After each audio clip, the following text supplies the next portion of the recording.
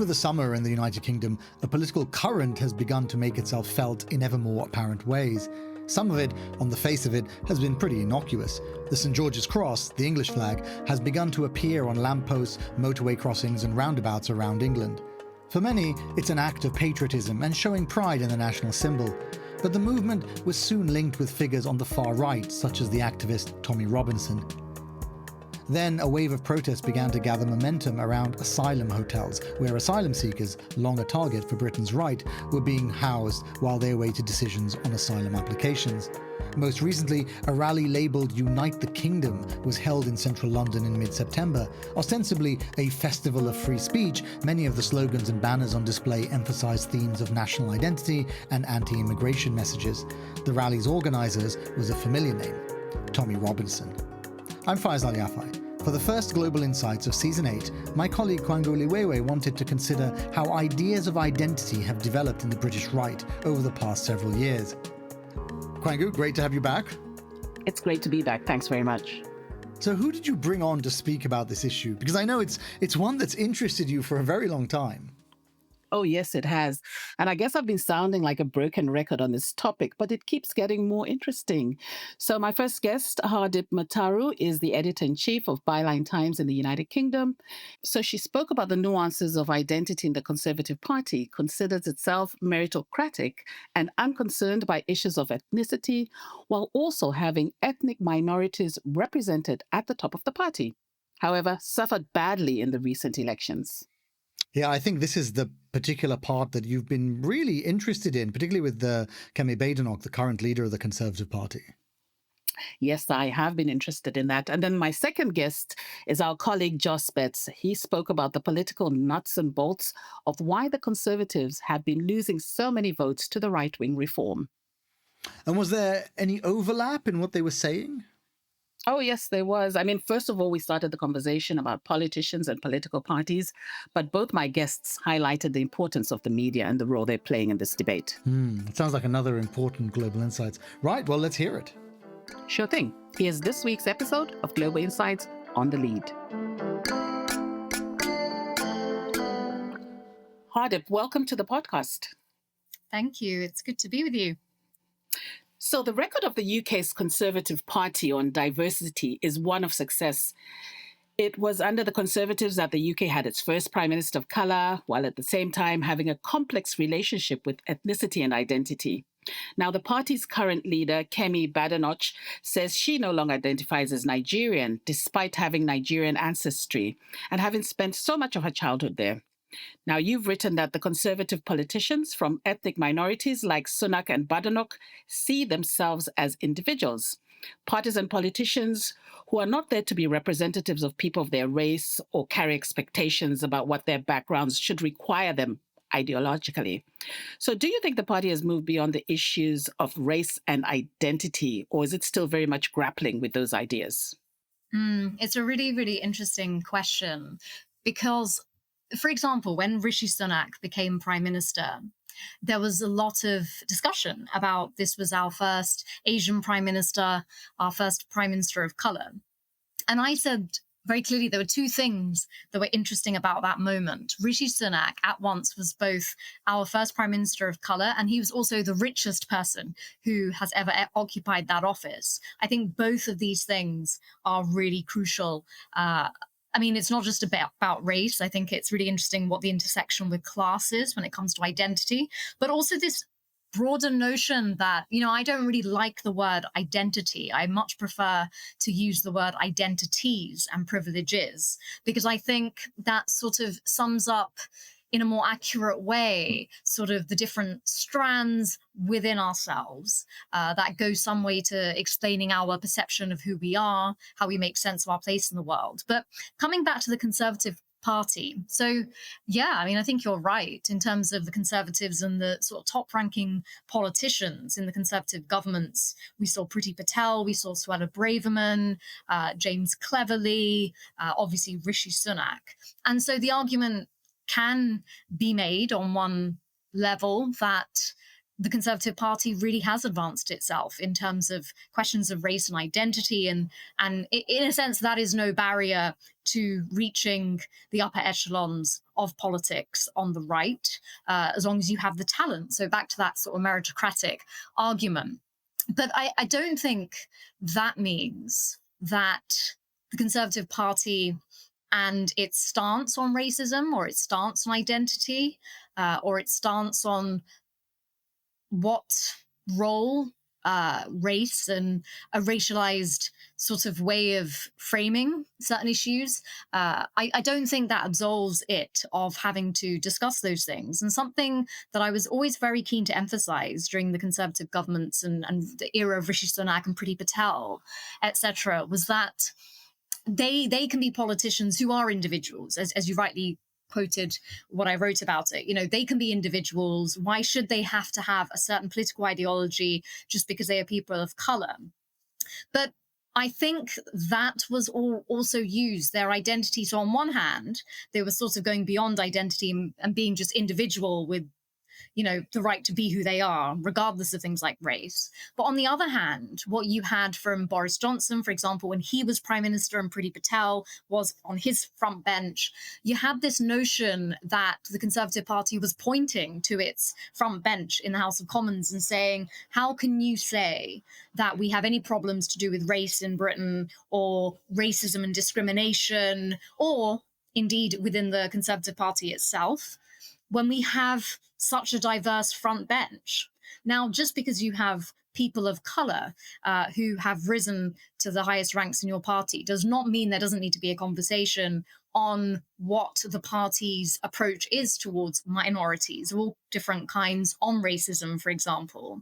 And so I often felt that while those individuals should be free to be individual politicians, I also felt that other people, whether that be in the media or in politics, would point to them and also use the fact that they were diverse to say, we don't need to have this conversation anymore. And I found that a limiting and disingenuous thing to do, because of course we need to keep having conversations about race and identity in Britain. We've made huge headway.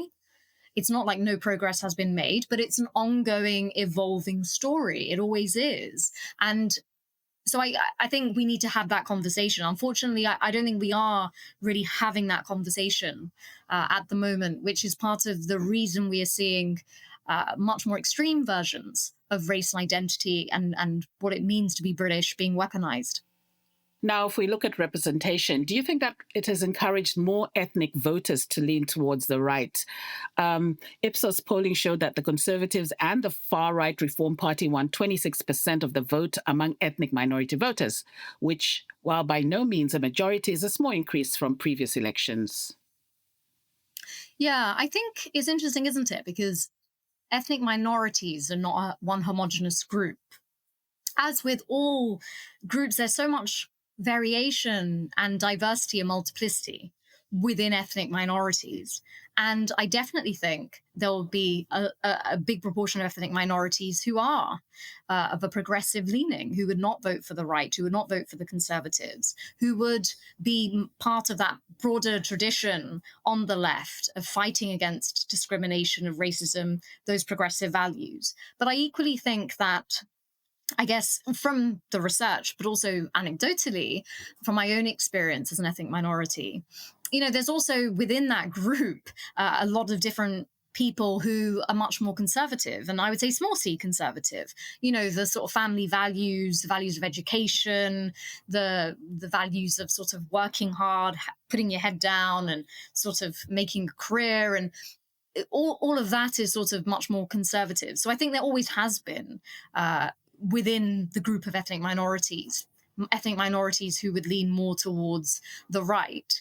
I mean, what's been interesting, I think, in the last 10 years or so, though, is I think, as you say, that vote has been increasing. I mean, from my own background, I wrote in 2017 for Byline Times, I wrote a series of articles about sort of race identity and conservatism, but they all started with explaining to readers why my parents, who were Sikh Punjabi Indian immigrants from India and East Africa, Nairobi, who've lived here since the late 1960s, why they voted to leave the EU and why they had started to vote for conservative politicians in general elections. And a lot of people found this intriguing, which was really eye-opening to me, because, I mean, again, the intricacies of this and the complexities of this are really interesting. In terms of Brexit, particularly, there was like a whole variety of reasons that went into the vote to leave the EU when it came to my parents. And some of it, you know, we're more British than the British. We're so bought into this notion of Britishness. We don't really have this connection that we feel to Europe and Europeans. So part of it sort of was that. But part of it was also, when it came to my parents, was that, well, we are from former countries of the empire. And if there's that historical link is really important, you know, our ancestors fought in world wars on behalf of the British, and if there is any loyalty to be shown to immigrants or people coming to this country, it should be people from those countries. So in some ways, there was a lot of sort of the legacy of empire was very much there. I also think, paradoxically, again, my parents don't necessarily see themselves as immigrants compared to European immigrants coming here today. They feel that they have lived here for so long and so much a part of British society that, you know, that this country is changing because of immigration from Europe. So there was all these sorts of strands revolving around immigration. But at the same time, I also pointed out that, you know, growing up, I knew a lot about empire. I knew a lot about the violence of empire, especially in places like India and Kenya under the British, because of my parents' sort of imperial backgrounds. And so, and there were a number of times my father was still alive when he'd say he felt very, very British, but also would say, you know, but I faced a lot of racism when I came here, and sort of we'll always be second-class citizens here. So I guess the picture I'm trying to paint is that it's really complex, the reasons why people who are ethnic minorities vote in terms of, you know, the conservative or the right-leaning parties. I do think perhaps something different is starting to emerge now as well, which is much more to do with this notion of, you know, who really belongs in Britain and which immigrants can make a claim to Britishness and who is coming here and assimilating. Assimilation has become quite a big focus. Obviously, multiculturalism is still debated. So, but it did not surprise me that ethnic minorities vote for parties of the right in all the background that I have had and growing up in the way I have. It doesn't surprise me. I think a lot of people were surprised because, again, that assumption that people who are people of color would go to the left. This is a reductive assumption about identity and how we see ourselves and want to be seen, and the things that, you know, sometimes the identities we're born with, there is a notion that we want to transcend them sometimes, or I don't know, like leave certain things behind in order to progress in different ways. And again, these are all really individual, sort of often unconscious decisions, I think. Okay. So when we look at race and identity and post-Brexit, this summer has been full of debates in the UK about race, about migration and who belongs in Britain. Now, from your perspective, how have the debates on race and identity moved on in the UK over the past few years? If they have at all. Yeah, I think they have moved on. I think they've become more simplistic, more reductionist, and more polarizing.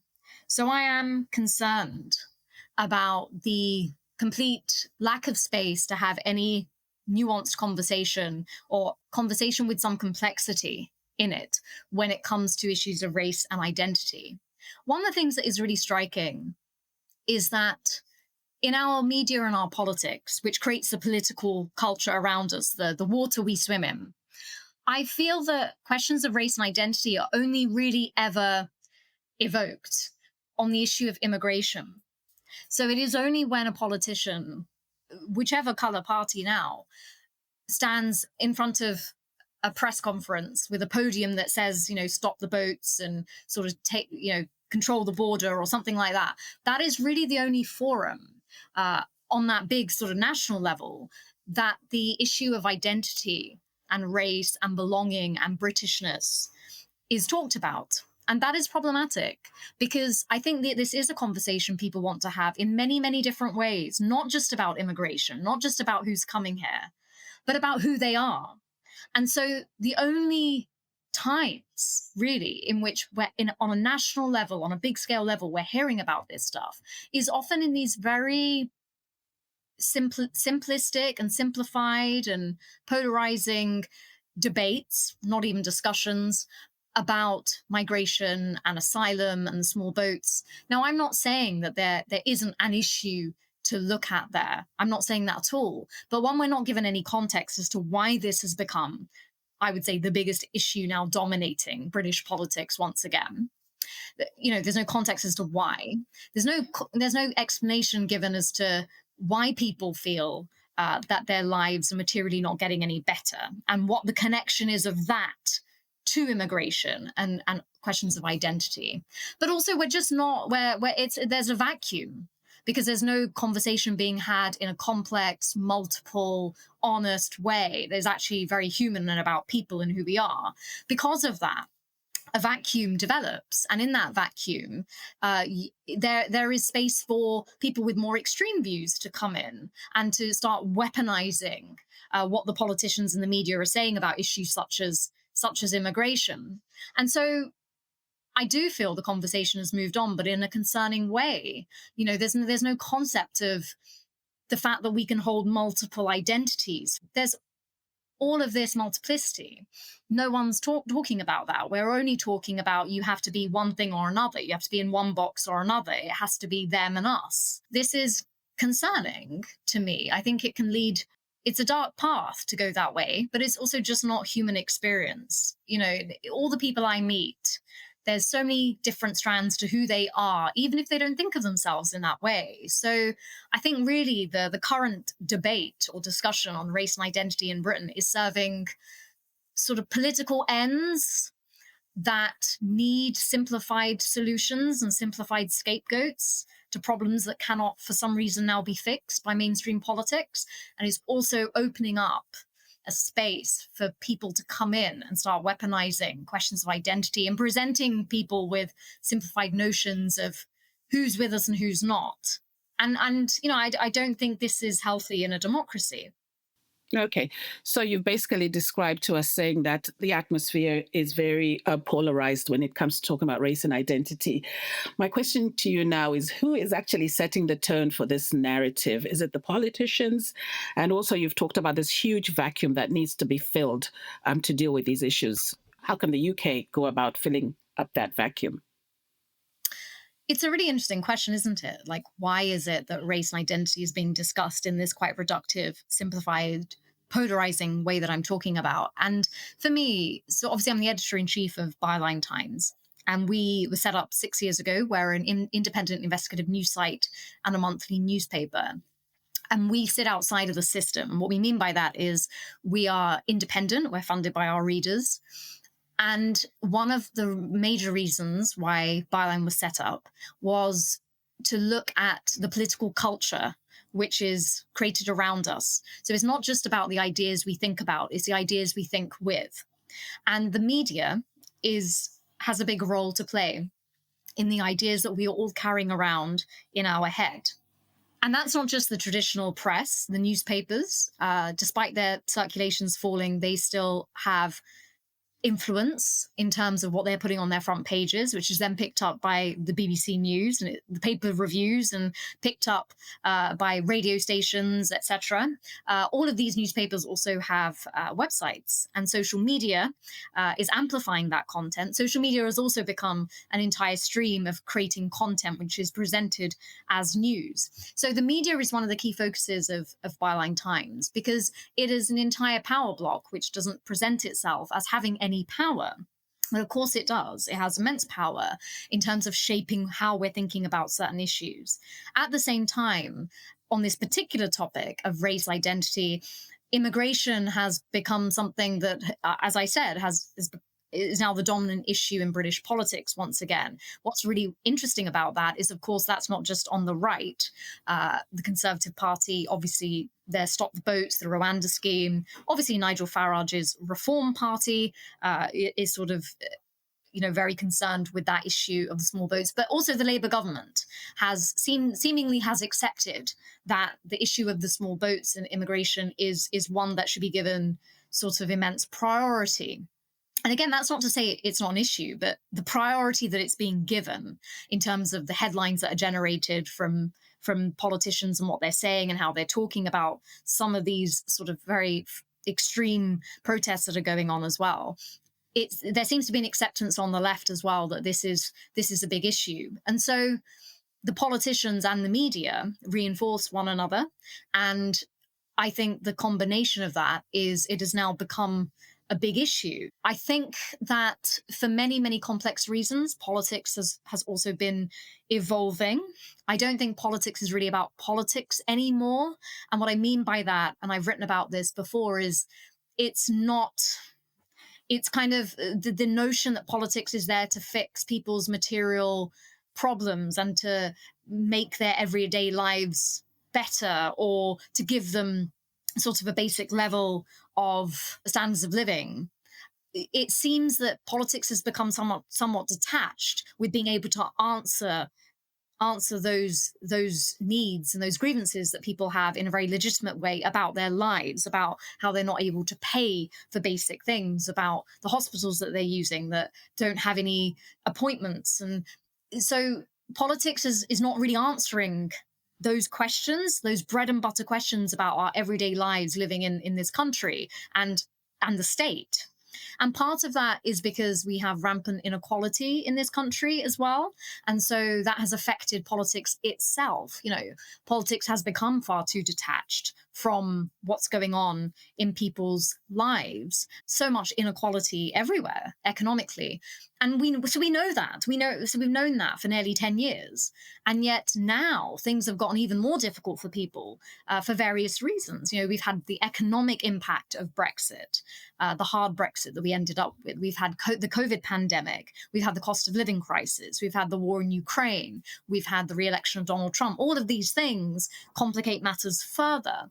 And so, so all of people's original sort of misgivings, which we know about from the Brexit vote, they remain the case, but yet things have gotten even worse.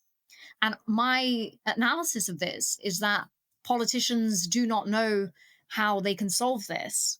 And so they pick issues that have that visceral feel of immigration, race, identity in quite a weaponized, polarized way in order to satiate people's grievances, in many cases which are legitimate about their lives and how hard it is to live in this country today for many, many people. All right, let me take you back to the Conservative Party leadership and let's look at Kemi Badenoch. She has said she wants to be judged only for what she does, not her race or gender or her background. This does fit in with the Conservative message about individual achievement. But when she downplays her Nigerian roots and that gets nationwide attention, isn't that also a political choice? And how does that affect the way she's seen inside the Conservative Party? It's interesting, isn't it?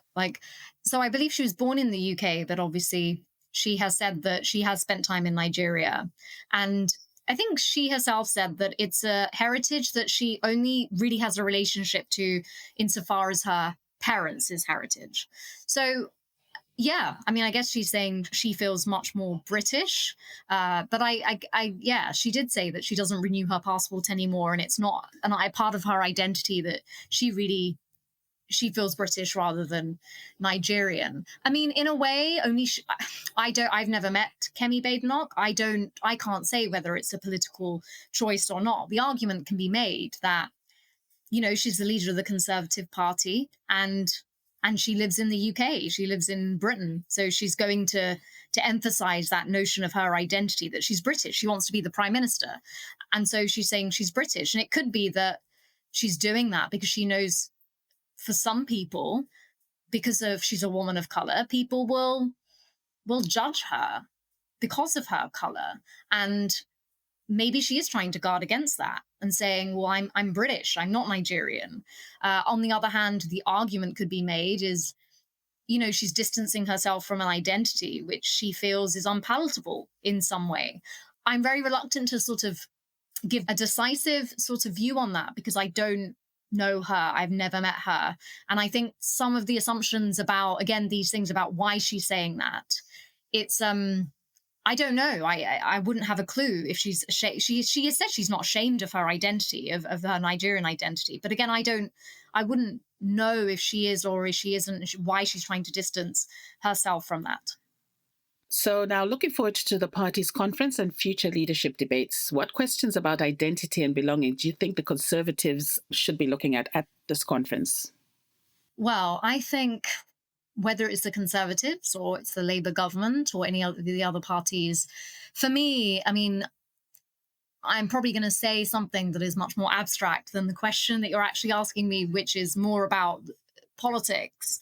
But for me, all I can really say about it is I think we need to be having much more nuanced, complex conversations about race and identity. I think we need to think about how we can look at the notion of Britishness. The conversation I'd like to see happen is, what is Britishness? What's the relation of that to Englishness and Scottishness and Welsh identity and Northern Ireland and its history? Like, I want to understand what that means in terms of our history, what it means about the country we are today, the relation of that in terms of immigration, how we can be many things. Kemi Badenoch, in my eyes, can absolutely be British and absolutely be Nigerian, absolutely be, many other things I'm sure she feels about herself. I think that's the human condition. I'm many things, like many people are many things. But in our political culture, co-created by the media and our politicians, there's no space to have that conversation. And there are other ways to feel visceral about identities and questions of belonging, which are much more positive and can actually bring people together. And I think it is always a political choice, whether you look at difference and you use it to make people afraid and to say it's us and it's them, or you use it to say difference is inevitable and how do we live with it, and how can we be greater than the sum of our parts, right? That's always a choice. And so I don't think any of the parties are having a more complex discussion about these things. And I don't even know how they would do that now in the sort of political climate in which we live, which is sad. Right. Hardeep, thank you so much for your insights. Thank you for having me. That was Hardeep Matharu. I also brought my colleague Joss Betts on the podcast. Joss has written a number of excellent articles in New Lines about the UK's fragmenting politics and the rise of the far right. He joined me to discuss the increasing influence of the far-right Reform Party on the UK's political scene.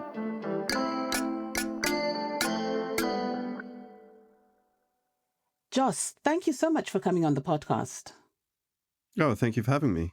So we've just spoken to Hardeep Matharu about the Conservatives' political strategy regarding race and identity.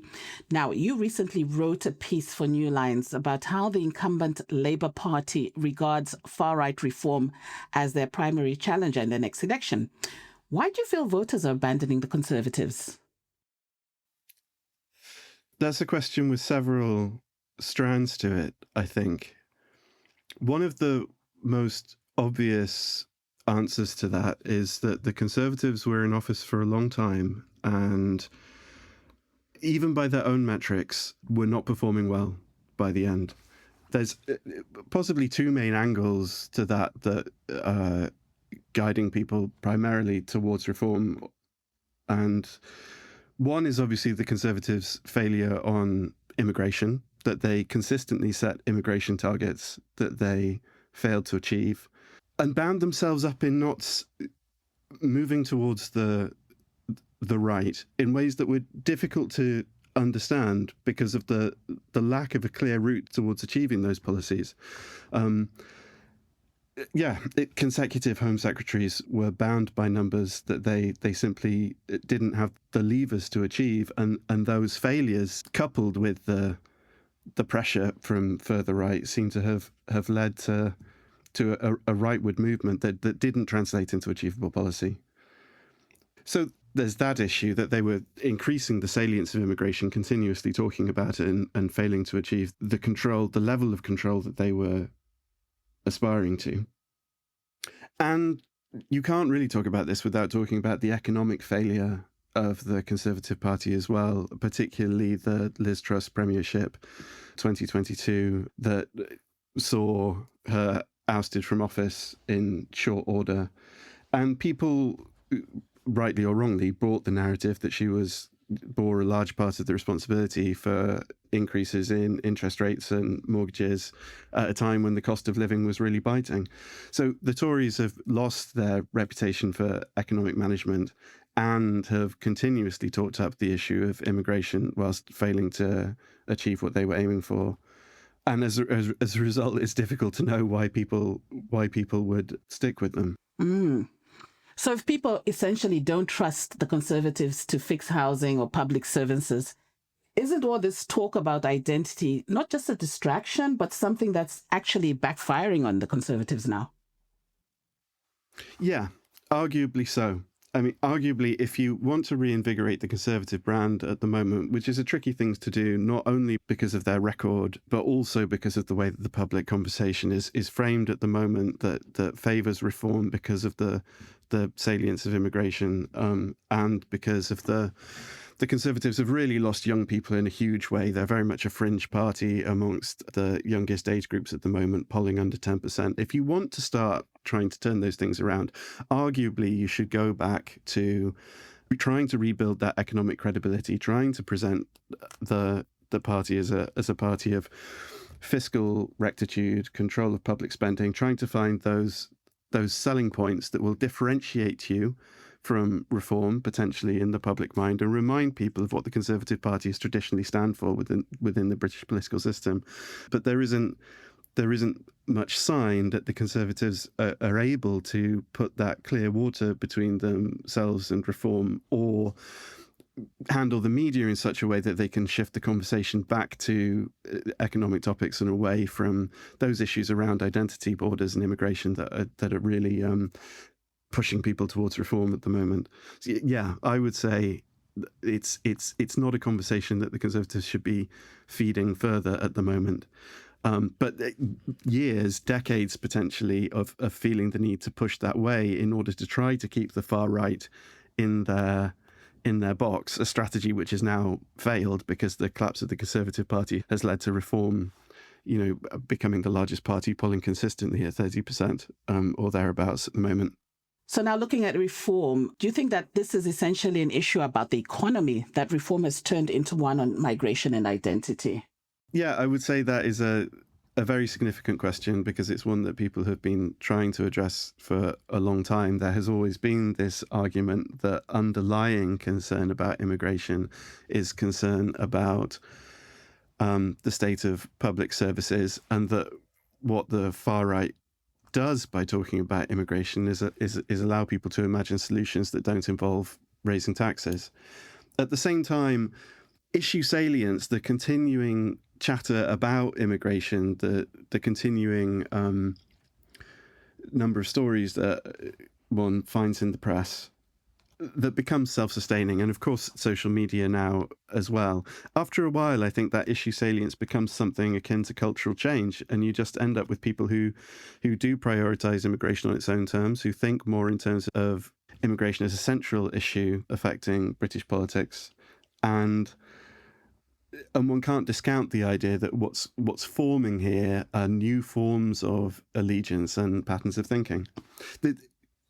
At the same time, I mean, it's plausible that if one pivots back to talking about economic issues, and of course we saw this during the cost of living crisis in the UK, which was biting at the time that the Labour government was elected, that it's possible for the country's public conversation to turn back to those bread and butter issues, to turn back to questions about how people are making ends meet, and about the impact that their finances are having on their everyday lives in a way that doesn't involve talking about whether there are too many people in the country or who counts as a citizen. It is possible for the conversation to pivot that way, but it's not a kind of conversation that the right-wing media makes it easy to have. Okay, and you've spoken widely about the voters' priorities. They're worried about the cost of living. They're worried about healthcare and schools. But why do the Conservatives keep doubling down on culture wars instead of tackling those everyday problems? Yeah, that's a very good question. Part of it is that if you are under pressure and you have been hemorrhaging support, particularly amongst younger people and working age people, and you have been shoring up your support with older people, asset owners, people who already own their own homes, pensioners, not the kinds of people who have young families to worry about. If those are the kinds of people that you're trying to hold on to, then the temptation is to double down because of fear of losing the support that you already have. The alternative is really trying to find a new angle of attack, an answer as to how one might approach reforming the state that goes beyond cutting it and attempting it to make it more efficient, which is what the Conservatives have been doing since from 2010 to 2024. Moving now into the debate on identity and race and how it's developed in the UK over the past few years. You wrote a piece on the far-right riots in the UK around this time last year, and you wrote, and I quote, "The far-right appear to be sacrificing some credibility. They're banking on these issues, those issues being migration, remaining both high on the agenda and politically intractable," end of quote. Now, bearing in mind the size of the recent United Kingdom rally and the traction it got from the media, did we underestimate how important migration would continue to be in the UK national discourse? Potentially, yes. It's clearly an issue that's riding high for the public right now. It's a central element of concern in polling. And what it would take to solve that is potentially beyond the current Labour government, because no matter how hard they push on policies around migration, and they have not been static on that issue and have been responsive to public concern, and would say that they are sorting out the fundamentals rather than attempting to go for quick and eye-catching solutions, it remains the case that the public may want levels of control that simply aren't feasible coming from this government. A lot of the concern around immigration comes from a space that isn't directly to do with policy realities and involves questions like, say, membership of the ECHR, the European Convention on Human Rights, that are difficult for mainstream parties or parties that are aspiring to government to address.